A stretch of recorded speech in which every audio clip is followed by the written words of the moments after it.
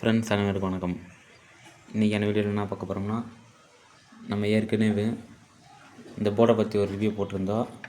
இந்த போர்டை இப்போ ஆம்பிளிஃபையரில் கனெக்ட் பண்ணியாச்சு. ஹீட் சிங்கர் மாதிரியாச்சு இந்த ஒரு போர்டு ஃபிட் பண்ணணும். ஃபிட் பண்ணி இப்போ இதை டெஸ்ட் பண்ணியாச்சு. ஆடியோ கிளாரிட்டி இனிமேல் நல்லாயிருக்கு. இது வந்து நம்ம டெஸ்டட் ஆம்பு, நம்மளோட ஓன் யூஸ் ஆம்பு.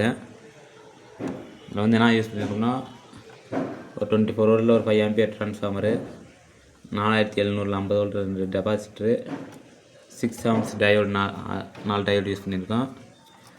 7805 ரெகுலேட்டர் ஐசி ஒன்று, 7802 ரெகுலேட்டர் ஐசி ஒன்று, ஒரு சன் கம்பெனி சரௌண்ட் போர்டு ஒன்று, ஒரு பேஸ் ட்ரிபிள் போர்டு ஒன்று, ஒரு சக்தி சப்ஃபிரி ஒன்று யூஸ் பண்ணியிருக்கோம்.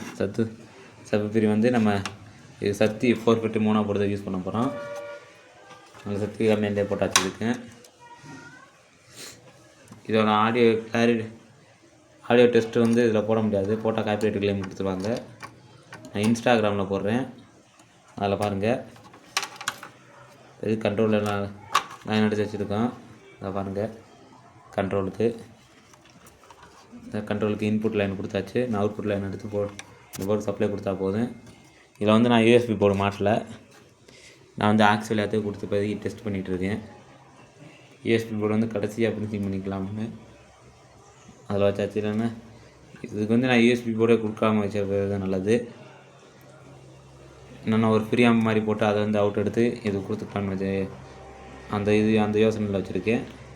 இது வந்து இப்போதைக்கு நான் யூஎஸ்பி போர்டே கொடுக்கல, ஆக்ஸ் லைனில் மட்டும் இன்புட் அவுட்புட்டுக்கு ஆக்ஸ் லைன் மட்டும் போட்டு வச்சுருக்கேன்.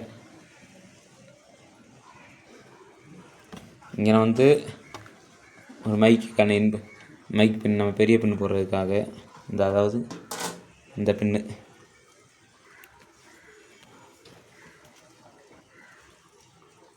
இந்த பின்னு யூஸ் பண்ணுறதுக்காக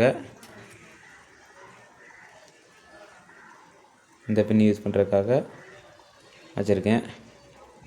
ஆர்சிஎம் போட்டுக்கலாம், இந்த பின்னு யூஸ் பண்ணுற மாதிரி. இது மாதிரி வீடியோ பிடிச்சிருந்துச்சுன்னா நம்ம மறக்காமல் சப்ஸ்கிரைப் பண்ணிக்கோங்க. பக்கத்தில் இருக்க பெல் சிம்பிளை கிளிக் பண்ணிக்கோங்க. அப்போ தான் நம்ம போகிற வீடியோ உடனுக்குடன் நோட்டிஃபிகேஷன் ஆகும். Thank you friends.